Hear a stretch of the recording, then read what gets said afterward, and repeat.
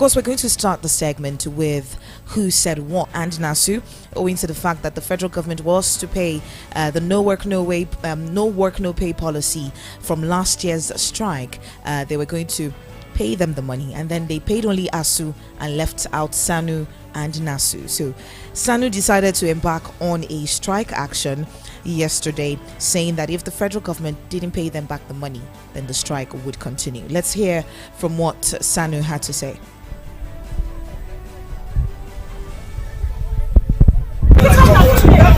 And one of the clause of that agreement is no compensation.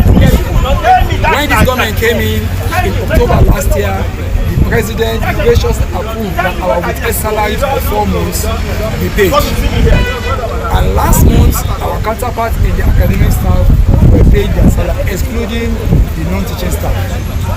And to us, this is an affront to our members and is a disregard to a presidential directive.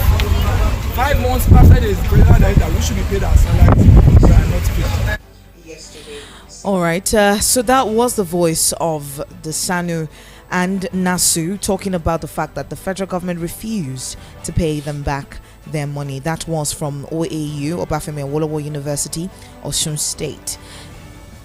We thought, SANU and NASU weren't going to go ahead with their threats, but they decided to go ahead with their threat. And looking at some of the statements, across board, what SANU and NASU had to say collectively as regard the strike, you cannot single out one, entity, pay them, salaries despite putting in place the no work, no pay, policy. And then at the end of the day, you let the others just wallow in their own, tears, if I should put it that way. And it's necessary that the federal government have a round table talk with SANU and NASU and find a lasting solution to this lingering strikes, because it's totally unnecessary. Exactly. All right, we have another story here owing to what happened yesterday or over the course of the weekend in Delta State, Okuama community, the showdown between the resident and the Nigerian army. A member of a community in Odi, Bayelsa State, Lieutenant Commander Koku Imananaga, retired, an indigene of Odi in Bayelsa State, said the military should not repeat what happened in the Odi massacre. Let's listen to what he had to say. 5 years after Odi, it was not easy at all, because when it happened, both the military and also the community suffered for it. The military suffered their own losses, and the Odi community, total destruction. Nothing spared in the community. So when this thing happened in this Okuama, my mind just went back to what happened to us. And my first advice now is, as it happened to D, this one is also close by. Let it not be the usual pattern. Let them completely obey the command of Mr. President and Commander-in-Chief. And the OD community, total destruction. Nothing spared in the community. So when this thing happened in this Okuama, my mind just went back to what happened to us. And my first advice now is, as it happened to D, this one is also close by. Let it not be the usual pattern. Let them completely obey the command of the Mr. President and Commander-in-Chief. Go after the killers, not everybody in the community. Because in the case, it was the entire community they went after. So this time around, let them go after the killers, and also the community should cooperate with the military. If they know them, let them bring them out. In the case of OD, it was only one indigene from OD that participated with the other criminals. And we suffered because of one person joining the other boys. We suffered for it. So I am praying that these young men that have put that community into trouble be fished out, and let them also pay the price according to law. That is my advice. And if I must also give advice again, because some people will think it is easy to do this. Federal government should also learn a lesson. The community should also learn a lesson. Because in our own case, we took them to court. At the end of the court, they won the case. Federal government appealed severally. We won all the appeals. And compensation was granted OD. with financial benefit came to OG. 15 billion naira was paid to OG.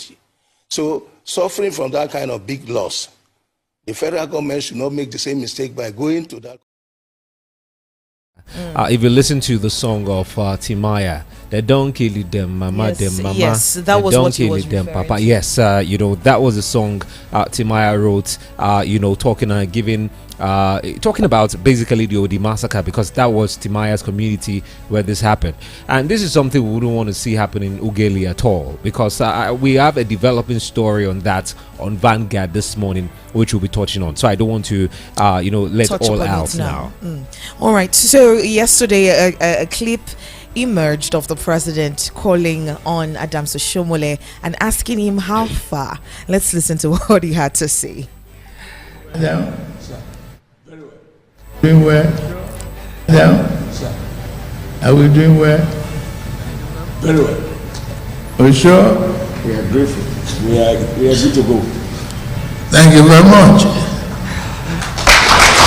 I think sometimes, talking about this video, I don't even care for the fact that Adams Oshomole, as the president refers to Oshomole often as, it's been said to. But what, caught my attention is the way, the accent the president uses when talking to his people. You hear him say, "Are we doing well?" Can you play it again so you get to hear it properly? Are we all right? I don't know where our president got the accent from, but we love it. Down. Are we doing well? Very well. Down. Are we doing well? Very well. Are you sure? We are grateful. We are good to go. Thank you very much. Thank you very much. It reminds me of Femi Falana. That's how Femi Falana used to say his Indomine. Kondari Indomine. Are we doing well? All right. Thank you very much. And this was a very, very nice video of the president. I mean, seeing that he has things on lock, especially as regards Edo State. He seems to not want to meddle, but the president is one person that gives directives and expects that you follow through. As far as you know what to do, you run with it, right? And that's what we are seeing there, especially seeing what has been playing out in Edo State recently. Anyway, it's 7:30 on the clock right now. It's time for us to get straight to the front page review proper, and of course we'll be joined by Rufai OSENI in a bit, as he will be fleshing out some of the headlines we'll be discussing right here on the show.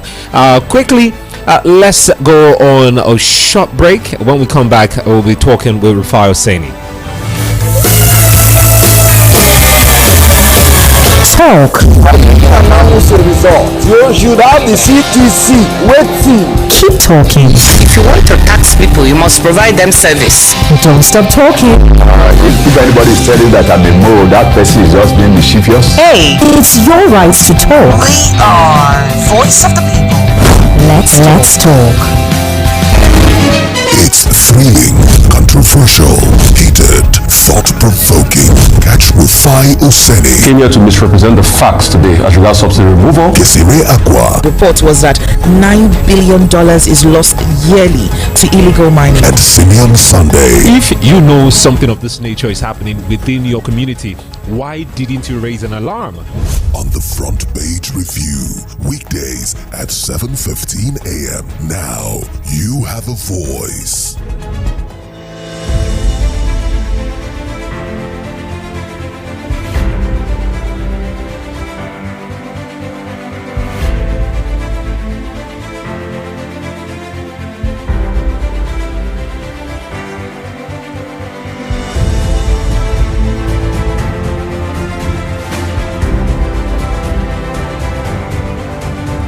Good morning to you. Welcome. This is the Front Page Review on Voice of the People, 96.1 FM. My name is Gesire Agua. And I am Simeon Sunday. Welcome to the show. And of course, we got Rufai OSENI on the line this morning. Good morning to you, Rufai. Hello. Morning, guys. Let's go straight to the point. All right, Mr. Rufai, we're seeing PH Refinery and the marketers are eyeing a fuel price reduction and they're ready to load. It has been said that by April, the PH Refinery will be set up and running. What exactly is your take on this? Yes, until we see the refinery working and people loading fuel from the gantries there, that's when I'll believe it. Is it possible, though, that once we start production with the PH refinery, then we're going to see a price reduction in the pump per liter price? No, you're not going to see price reduction. There's going to be a marginal difference. The costs that are going to be cut off are going to be the importation costs. But you're not going to see a reduction. Let's not deceive ourselves. Because the price at which that refinery will be supplied crude will still be the international price. Okay. So, but until I ever see the production come out from the gantry, there, we'll know. Okay, let's talk on what happened in Okwama. This is an update. Vanguard report that 50 persons were killed. This is according to eyewitness in the community. But now we saw a statement from the DHQ saying there was no form of reprisal attack. The question is, who burnt the houses we saw? Across several videos we saw on social media. I mean, you know, Fela sang a song in the 70s. He said, "We get on no soldier, we get on no police, we get on no civilians." So I'm sure it's unknown soldier that did that one, So much so that, and I think the army should watch it. Yes, I feel the pain for those military officers killed. But I think the army should watch it, this high-handed reprisal. Because why did they not deny at first the access to the governor? Why have they not allowed an independent assessment group to come into Okwama community and see what is really going on there? So we need to watch it. We need to watch it. Why were journalists denied access? Journalists have a right to go and do their investigative journalism work. We need to watch it. Two wrongs don't make it right. And that's why the governor must put his foot down, then we must start to call for peace. But the army should also respect the fact that there are constitutionally laid down rules in the country, and everything must go back to the courts and end the courts.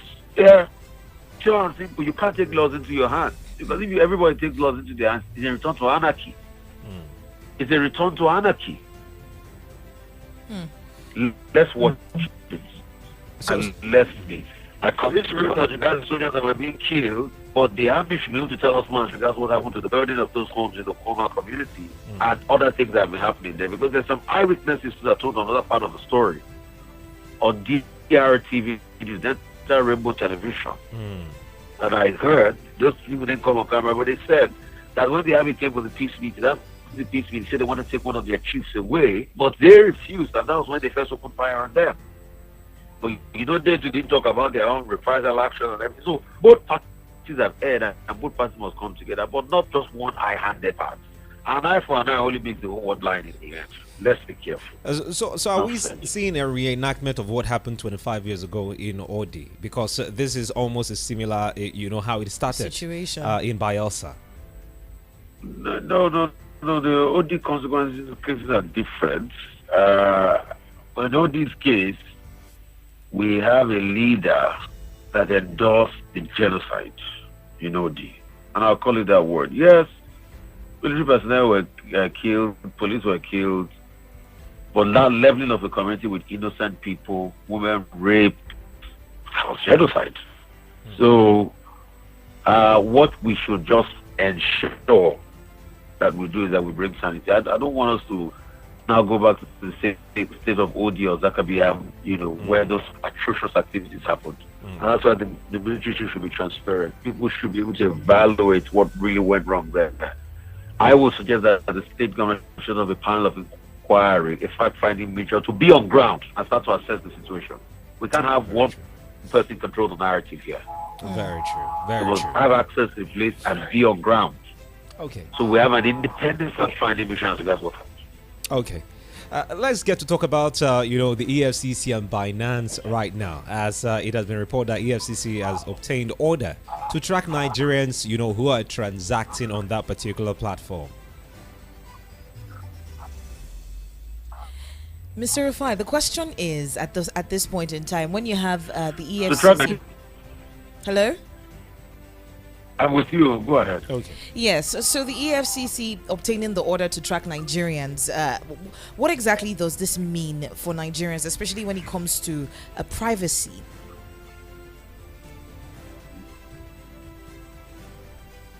Hello? The question is, what's the obsession with Binance? Can you hear me? Yes, go ahead. We can hear you. Yeah. So what's the obsession with Binance first? At first, he said it was because of currency manipulation. Now, Binance have stopped trading in Nigerian currency.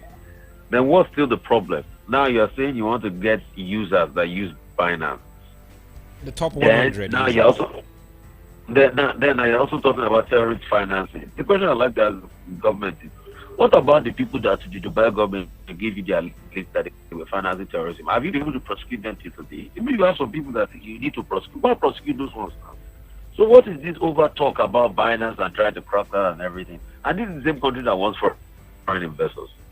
I'm not saying they should not do your investigation, but let's not just overburden, people, because the world is watching.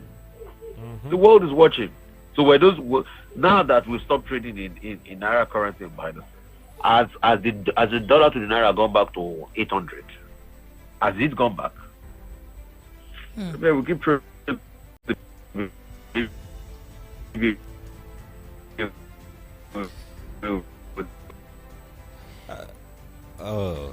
Okay. We'll try as much as we can to get back to Rufai. But I saw something, remember earlier it was actually said that about $23 billion went through the Binance platform, especially here in Nigeria. But I saw in the various statements from Binance themselves stating that what actually went through their platform wasn't even up to 23 billion as reported widely. It was about 21.7 or so million dollars, that went through their platform, because at the end of the day, Binance have the data. They know the amount of US dollars that have actually gone through their platform, as opposed to what is being widely reported or what we see, some Nigerian government putting forward. At this point in time, Simeon, we're very quick to judge the Nigerian government. We're almost always very quick to judge the Nigerian government to say, oh, you're going after, you're wrongly accusing. What if there's something that the EFCC knows, that the federal government knows, but they're waiting to finish their investigations before they let Nigerians know, oh, this was why we were going against Binance in the first place? The truth is, because if they say it, what if it's possible that they clear up whatever thing that they're trying to hide? No, I am not at this point. I don't hold a brief for anybody, whether the Nigerian government or Binance itself. What I am saying is, Nigerian government said about $26 billion. Yes, that's what they stated. Went through the platform or passed through the platform, especially here in Nigeria. Okay, let's get back to Mr. Rufai. Hello. Sorry, let's go ahead. Okay. All right, so we're talking about Binance and the obsession, the federal government's obsession. obsession. So I think I've been able to answer that question. I think we should tread carefully and all of that. So at some point it was Aboki FX. Just that we didn't go up to this level with Aboki FX. So just tread carefully. All right. Yeah. So the Kaduna State Police Command on Monday, they confirmed the abduction of 86 new persons from the Kajuru Station community in Kajuru local government area of Kaduna State. This is still in wake of the 16 people that were rescued. The 16 victims still in that same Kajuru local government area. I don't know if there's something going on in that particular local government and why we can't have the police, more police personnel in that area to safeguard those individuals. I mean, it's quite very sad though. The government was speaking on TV yesterday.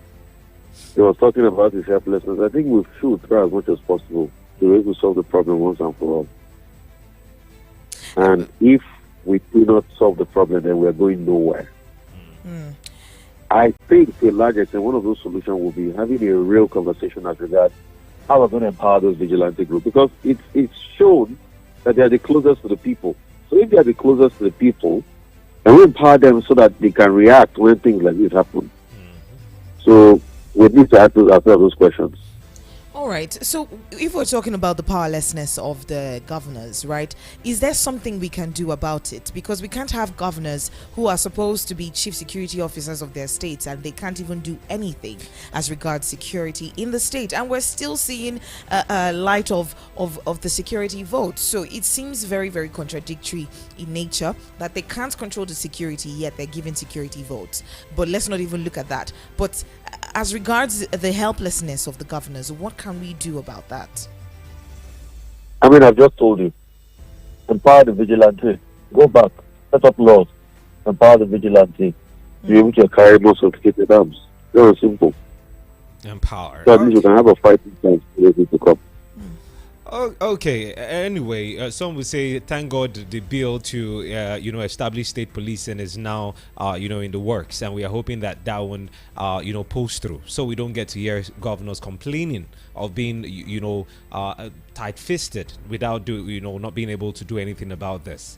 But quickly, let's talk about this before we let you go. You need to go right now. As a result of the attacks, we've seen a report that about 2,814 schools have now been registered under the NSCDC security arrangements, and this is according to the commander of the NSCDC. Will we see truly the schools who have registered under this initiative of the NSCDC truly be protected? Well, the question is, let's see how that will pan out, because it's not today we've talked about the Safe School initiative and all of that, but we have not seen action. The rest under the security of NSCDC. But have we seen this stopping the onslaught of these terrorists and these bandits? It is the time for Nigerians to take the fight to this we need to clear this thing once and for all. It is not about school registering for the NSCDC. What about camps? Schools that were close to military camps, a couple of hours away. What happened to them? So for us, it has to be an end to this banditry once and for all. Because there's a war economy that has been developed. There's an ecosystem of war. And that we need to stop. And if we don't stop it, we are not ready. We are just playing kid club. We are just joking. And that's the sad reality of what is happening. All right. Thank you so much, Mr. Rufai, for joining us this morning. Thank you so much for having me, guys. Bless you guys. All right. Okay, you're welcome back. This is still the Front Page Review right here on Voice of the People 96.1 FM. 15 minutes before the top of the hour, 8 o'clock, and we just spoke with El-Rufai OSENI, our analyst all the way from Lagos, Nigeria. We're going on a quick break, and when we come back, we'll be amplifying our conversation, with Larry Ogwegu, who will be joining us in a bit. And remember, we are live on YouTube. Feel free to subscribe to the page and join our conversation there. Drop a comment. YouTube page is Voice of the People Abuja. Voice of the People Abuja. And remember, you can also call us up or send us a message on WhatsApp reacting to the headlines you find interesting. The number is 0700 010 961 961. 0700 010 961 961. We'll come back in a bit. Stay with us. Voice of the People, 96.1 FM.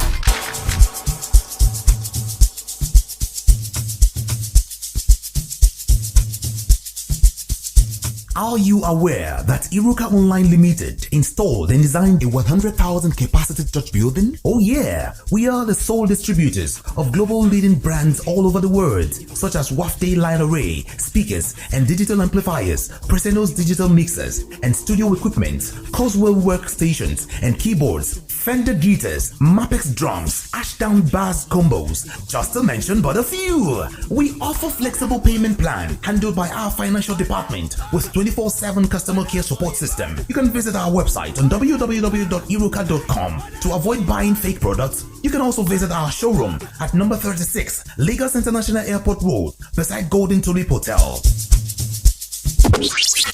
Iruka, never settle for less. Today's sun is so hot though. So what are you waiting for? Get the authentic taste of creamy cold berry ice cream. To order online from Gariki, call 090-8831-5907. Guarimpa 090-8831-5909. And Lugbe 090-88 453416.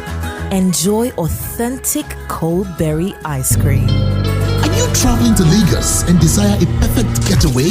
Look no further than the luxurious accommodations at Airport Golden Tulip Hotel, number 42 Murtala Mohammed International Road, Lagos. Relax and unwind in our beautiful appointed rooms, featuring all the amenities you need for a comfortable stay. Now, whether you are traveling for business or pleasure, our attentive staff is here to ensure that your every need is met. We also offer complimentary pickup and drop from the Lagos airport. Why not take advantage of our state-of-the-art fitness center, outdoor pool, and enjoy a delicious meal at our on-site restaurant?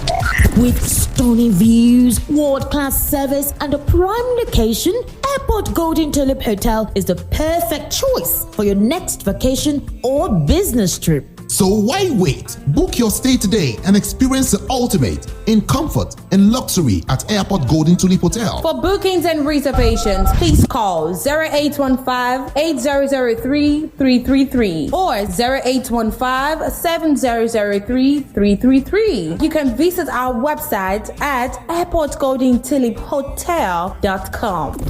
Airport Golden Tulip Hotel, where luxury meets comfort. Believe me. I'm coming in hot. Now, you can enjoy the original taste of premium American Romeo's Pizza. Juicy, just the way you like it. To order online from Guarimpa, call 090-8831-5908. Gariki 090-8831-5906. And Lupe 090-9238-9861. Romeo's Pizza, the pizza champions. Coming in hot, just like the fajita. As a sharp business owner, you know you need to advertise your business, right? You need the adverts. So, what better platform to advertise than with VOP 96.1 FM? Our rates are friendly, our reach extensive. Take that bold step and advertise that business today. Give us a call on 081-799-29729 or visit our office at number 4 Ogbomosho Street, Romeo's Pizza Building, Area 8, Abuja. See ya! Voice of the People, 96.1 FM.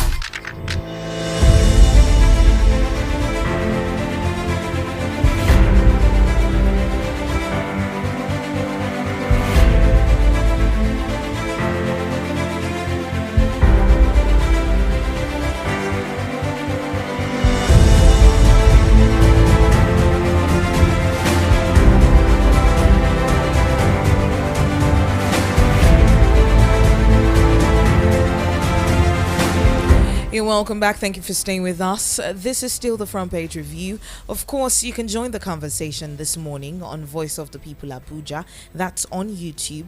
Voice of the People Abuja on YouTube. We're talking headlines this morning. If you're just tuning in, welcome. And then you can also call into the studio live on 0700 010 961 961 0700 010 961 961. Also send a WhatsApp message to that number as well. And of course, it's time for us to get the conversation started again. And we have Larry Ogwego right here. Good morning to you, Mr. Larry. Good morning, guys. I hope we're doing well today. Yes, the president asks, hope we are okay. Yeah, so we are okay. We are good today. So let's get straight to the conversation. And let's touch on what happened at Okwama. And I'm seeing an update on Vanguard newspaper this morning where the headline reads, "Killing of soldiers. Army tracks militant leader to Bayelsa, seizes Delta community chair." According to the report, soldiers have traced the militant leader allegedly behind the last Thursday's killing of 16 soldiers at Okwama Ugeli South local government area, Delta State, to the riverine Igbomoturu community in the southern Ijo local government area of Bayelsa State, where they killed some youth who resisted their incursion and razed some houses belonging to militants. This is what is reported by Vanguard. So part of the militant who was engaged in the killing of the 16 soldiers being apprehended. He has been Nigerian army have actually tracked him down to Bayelsa state. So what do you have to say about that particular development? Will we see justice be handed down as opposed to, several talks on the reprisal attack that even the community members have allegedly said the militant or the military have been involved in, which they clearly have denied also? There are two issues you just raised. The first issue is the issue of tracking the leader of the militants and arresting some of the boys. I think it's a good way to go in terms of focusing on the culprits rather than harassing and punishing the entire community. A lot of people in that community may not even know what's happening. Some of them may not even be aware at all of what is happening. So I think it's better to focus on the culprits. However, the fact that they can track the militant leader and then he's on the run and all of that demonstrates that very often we condone bad things in Nigeria. We allow people to grow wings unnecessarily. We know that this person is a militant leader, that person is a bandit, and we romance the person. The person will have godfathers and political allies that will use him for conducting elections and creating confusion and causing mayhem. We pretend those things don't happen. When they now do something that we cannot gloss over, we go after them. So the question is, why didn't they go after this particular militant leader all this time? We need to get to that point where we do not tolerate any kind of dissent. I will just say this clearly. It's not only the lives of soldiers that we should consider important. Why these things happen is when they kill ordinary folks in those places and extort money from people, maim people, and all that, we don't think it's serious enough. We allow them to grow, and as they do those things and get away with it, they begin to develop a sense of impunity. They begin to think they are gods. They begin to think that nothing will happen. Like they say in street balance, nothing mega, no, nothing will happen. Okay, we can kill the soldiers. Worst case scenario, we dive into the creeks. When we learn to punish people for crime, no matter how small, you find out that small criminals will not graduate to big crime. So I think that's the lesson here for us. If they have the capacity to track him now that he has killed soldiers, I think we should also develop the capacity to track them before they start killing soldiers. When they do ordinary crime or when they host communities under siege, that is the time to say, no, this is not acceptable. But when we allow them to amass weapons, kidnap people, extort money, build a small a criminal kingdom, and then when they don't do something we cannot overlook, all of us will start shouting. I don't think that's the way to go. Every life counts. Every life is important. When we begin to punish people for small crimes, they will not graduate to big crimes. And on the issue of reprisal, it is not proper. We've seen reprisal in OD with very bad consequences, both for the community and for the government. We've seen reprisal in Zakebian. And the world is watching our democratic credentials. It's not good to attack soldiers anywhere in the world. But the military, the defense media operation have actually come out to clear the air on that particular subject. They said, this is total falsehood, as there were no cases or no case at all of any reprisal attack. I must also say that there's a headline this morning that speaks about measured grievous consequences for communities where soldiers are attacked. So what does that mean? So why should there be a consequence for the community? There should be a consequence for the perpetrator of the crime. Exactly. So if a kidnapper or a bandit attacks someone in Kaduna, so do you hold Kaduna State responsible or the local government area? I think it's important why we value the lives of our soldiers, and we know that when a group of persons attack the people that protect us, They're actually making us more vulnerable. It's a heinous crime anywhere in the world to attack the police or the military. That is the truth. However, it is also in bad taste for them to respond in like manner. They are trained to be mentally and physically disciplined, not only mentally disciplined and not only physically disciplined. And discipline means to restrain yourself, doing the right thing at the right time, even when it is difficult for you to do so. And in this case, the right thing to do is to find the culprits. You don't react or respond in anger. No, they should learn to rise above that. Yes, he may have denied, but then we also have people who are saying we were attacked, we saw dead body. We have journalists who said they didn't let us proceed beyond this point. They said you can't go to that place. I mean, if nothing is happening there, the bandits, the terrorists, and the court boys have fled, apparently. So why wouldn't journalists go and find out what's happening? So I don't think it's safe to assume that because they denied that is true. There are other reports, conflicting reports that say, oh, people, houses were raised. In fact, it was also said that they posted this on their side before they put it down, and some human beings saw it. So yes, some of us saw the post. It was written the air frontry, and then we had to look for the post again. We couldn't find it. Okay, so I think it's good that we clear that. But the most important thing is that physical observers are saying that they have fled their communities, that they are being harassed. I think what we need to do, we don't know how to manage situations. We need to learn social change communication. That's how to change perception. It's very easy to solve this problem. How? Take selected media houses and go to the Okwama physically, invite them, and take them there. Are you saying from the part of the military? Is that what you're saying? Yes, on the part of the military. If they want to convince me personally that there's no reprisal, you invite credible institutions, invite television houses, invite Voice of the People, invite just a few of them from different regions in the country. You have choppers, you have the means to secure them. You take them to that place and let them see for themselves. If they don't see any touched houses, they don't see people who fled, they will tell us and we'll believe them. I'm not saying necessarily that I don't believe them, but there are conflicting reports and I've not been there. So we need to learn how to communicate in such a way that nobody will doubt you. Take the media there. Simple. And this matter will be cleared in 2 days. So I've given them free advice. If they want to use it, fine. They can take you guys there. Okay. And then you tell us what I hope Gessie, if such call comes, Gessie will represent us. No. I am suspecting you. Exactly. When things are tough, you send a man. You don't send a woman. No, it doesn't matter. In the age and era of equality, what goes for one goes for all. So I'm a feminist. So I stand for the ladies, for the right of women. They can actually do it as well. Okay, so in this case, it should be ladies first, Abby. No, not ladies first. Anybody can.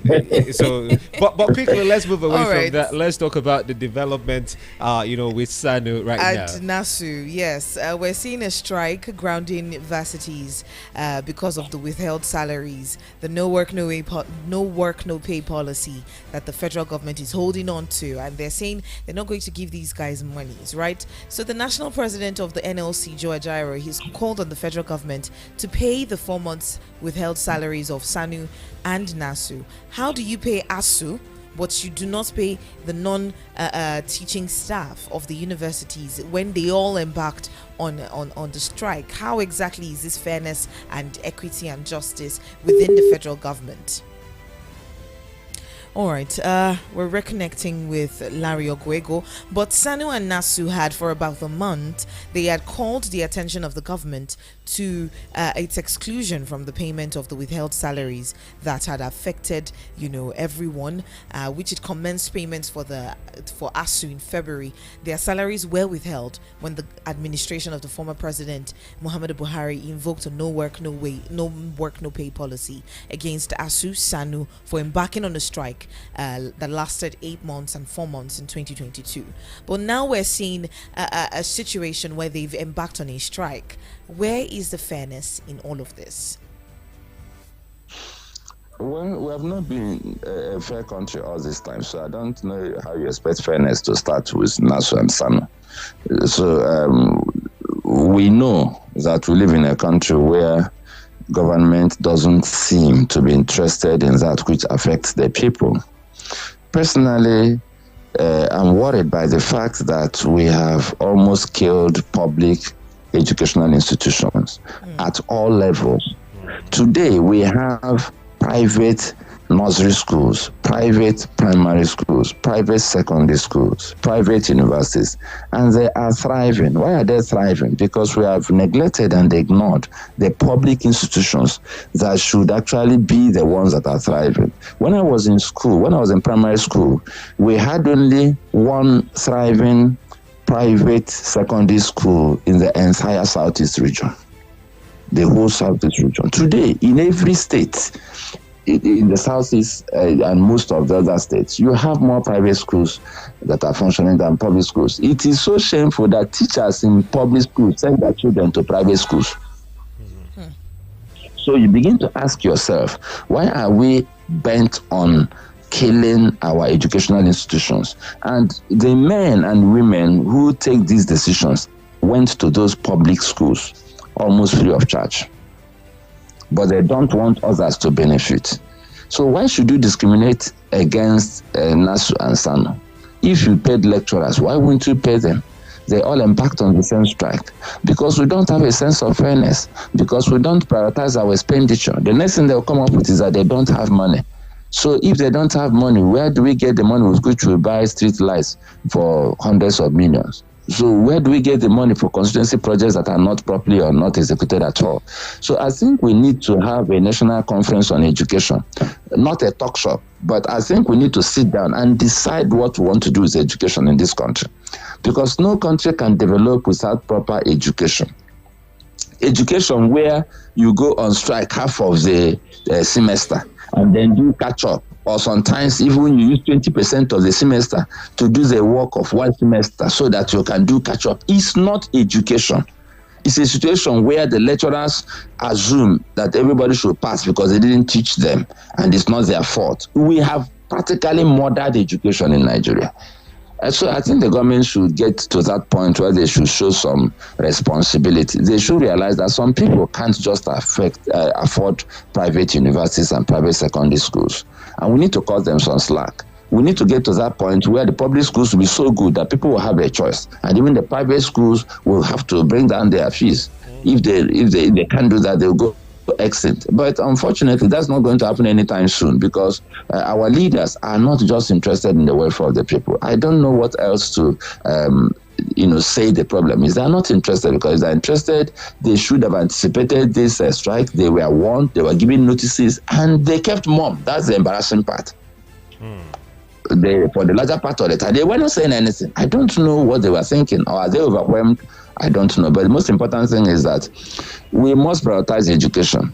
If you don't educate people, you cannot have a nation that will succeed. It is not possible, because it is the mind that makes choices for individuals, and it is individuals that build nations. There is no way you can build a nation with people who are not educated. So we must get to that point where we have a conference and say, where are we going with education? Bring all the stakeholders, address all these issues. If we don't, we'll be sinking deeper into the hole. That's the truth of the matter. The nation, no matter the quick fix we deploy, we're sinking deeper into the hole because we're not dealing with the fundamental issues. And the education is the basis for development. So if we ignore education, we are basically ignoring the whole country. We are not thinking of development. We are not being futuristic. So the government should sit up. I'm not happy about this. And my heart goes out to the students who will become idle again. 7 days, yes. But after this, what next? Another 3 months? Another 6 months? You can't function without an academic staff, because they run the system. And that's the problem with Nigeria. We want to pander to the people who are seen up front, people who are visible. So if you go to the medical field, you see that we prioritize certain people, and those who are not glamorous, those who are not up there, we now say, oh, they are not relevant, until they go on strike. We suddenly realize that the doctors alone cannot cope. And then we'll come here, we prioritize the lecturers and give them everything they want. And we think that because these guys are not in class, that we cannot not pay them their own money, or they went on strike. So didn't lecturers go on strike? That's not fair. It's not only that it's unfair, it doesn't make sense. In a system where you have a team, you should actually make sure that the entire team is happy, that everybody works together for the good of the team and the system. Okay. Unfortunately, our leaders are not thinking like that. Okay, you recently talked about the development of the country, and of course, you're talking about democracy right here. And some governors and even ex-governors, in Nigeria are now calling for what a lot of Nigerians have actually pushed for, as defaulted the 1999 Constitution. So, according to the headline on The Guardian, Sanwo-Olu, ex-governors, others call for new constitution. So, Lagos State Governor, Babajide Sanwo-Olu, former governors, even erudite scholars and nationalists, just yesterday called for a new constitution, saying that the current one is faulty, it's flawed, and does not reflect the yearnings and aspirations of the people. They actually said that, there's urgent need for a people-oriented constitution, which will be subjected to a national referendum. They actually stated this at a national constitutional dialogue, which is tagged Lawful Procedures for Actualizing a People's Constitution for Nigeria. It was organized by Patriots under the chairmanship of Emeka Nyoko, in honor of late Professor Ben Nwabueze. It was held at the National Institute of International Affairs. So now all those governors, the attendees, Cross River State former Governor Donald Duke was there. They were part of the persons calling for a constitutional review. Ibikule Amosun of Ogun State, even former Osun State Governor Aregbe Shola was there. Ibori was there, Rotimi Amechi was there, Obong Victor Atta was also there as well. Obong Victor Atta made a lot of statements, but this is what we just want to talk about of all the statements made by those governors and senators. I think the most important thing, sorry, is there a particular statement you said you want us to focus on? Yes, the constitutional review, basically, that the 1999 Constitution does not in any way, according to critics and even nationalists, reflect, the yearnings of Nigerians, and something ought to be done about it. No, I not only agree with what they said, but with something we have always known. It's not as if they just found out. The Constitution was practically forced on us by the military. And we have been talking about a review of the Constitution, or better still, a constitutional conference that will enable people through up a Constitution from the bottom up. It has not happened basically because the political elites are benefiting from this flawed Constitution. They are the same people who are crying wolf, but they are benefiting, they have benefited. Most of the people who spoke there benefited from this faulty Constitution. And they are not determined to make the change happen. Why? Because they are in a position to make it happen. They have always been in a position to make it happen. How do I know? You mentioned the number of ex-governors who were there. It is governors that give what we call tickets. That is, we don't do primaries in Nigeria. Sorry, we do what a charade in the name of primaries. It is the governors that choose and pick who wins what ticket to contest the elections. So if they want us to review the Constitution, they should pick and choose people who are pro-constitutional review and tell them to push for constitutional review. The problem we have is that because people are benefiting from the rot in the land, we are not serious about it. But let's hope that after this show of solidarity by politicians from different political parties and different backgrounds, that we are going to see more than talk. We have had these kind of conversations before where people make the right noises. Then after making all the noise, nothing comes out of it. We have a constitution that is really not pro-people.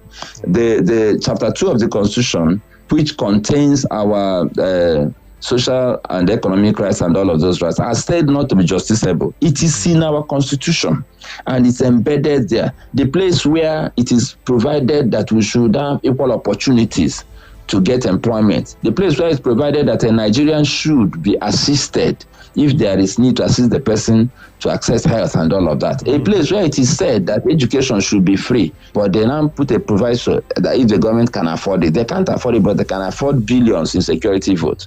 So that same part that caters for the interest of Nigerians, where we quote, and it is said that security and welfare for the people is the primary purpose of government. That particular chapter, the entire chapter, is said not to be justiciable. That's the chapter that affects us most. It's said not to be justiciable. But in some other climes, South Africa, India, many of those things are justiciable. You cannot go and demolish a slum in South Africa without making provisions for alternative accommodation for the people who live in that slum. They have a right to housing. You can't say, oh, these houses are not approved, and you just bulldoze the houses and then say you can live under the bridge if you like. No, they are not animals. Even animals are better taken care of in saner climes.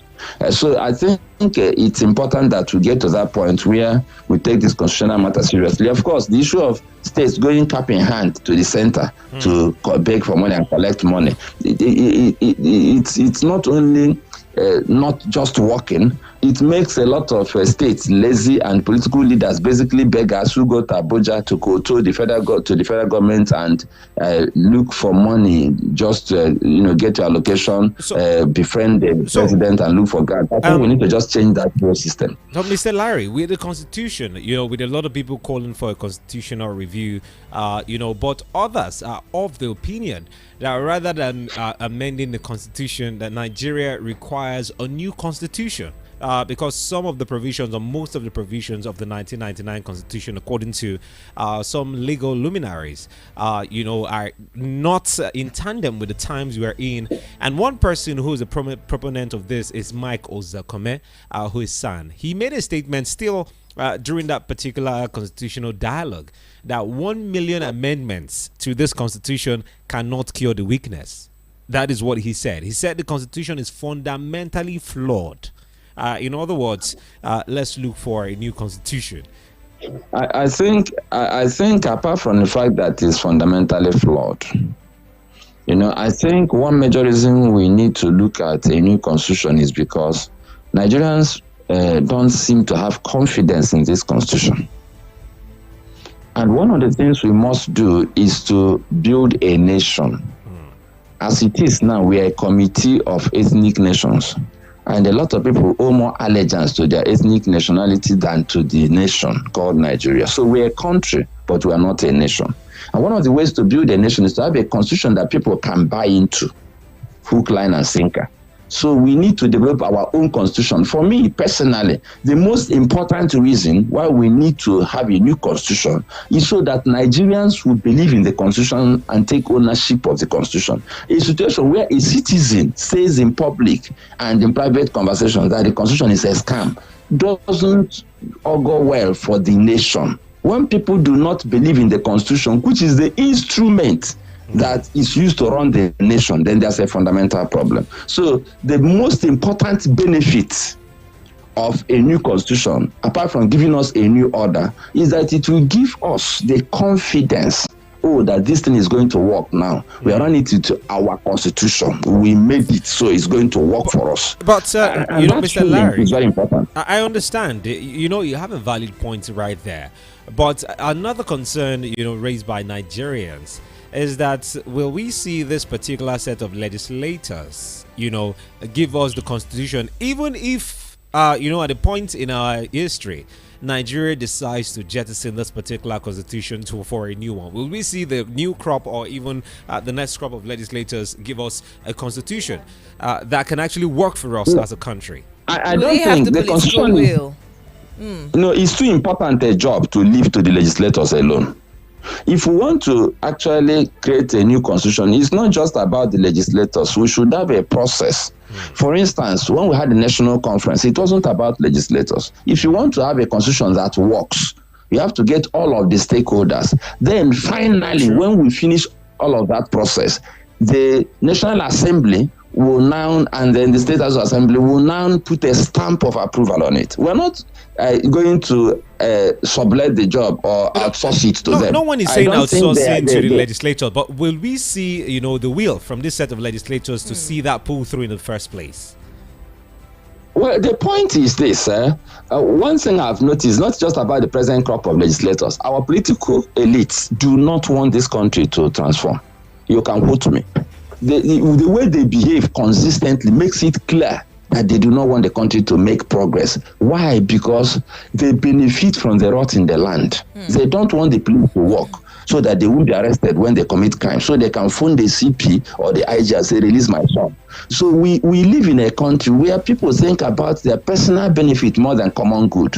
And to that extent, I don't believe that they will allow this whole process to work. We live in a country where one day we woke up and said, oh, the state house of assembly are not functional. Let us give them some degree of autonomy. And they were compelled by politicians, mainly the governors, to reject their own freedom.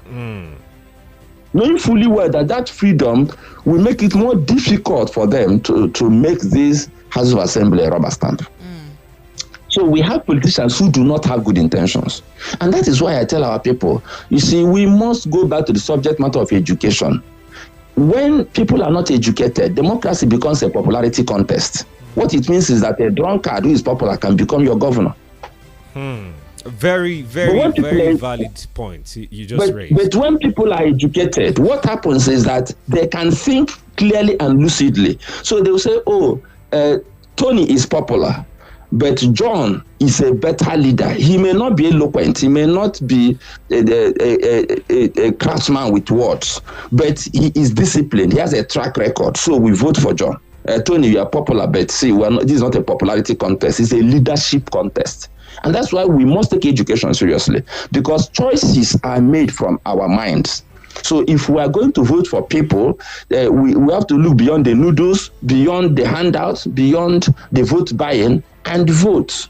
And you cannot do that if your mind is not educated. And politicians are taking advantage of the inability of our people to make proper choices because they are not properly educated, not only academically, but about political outcomes.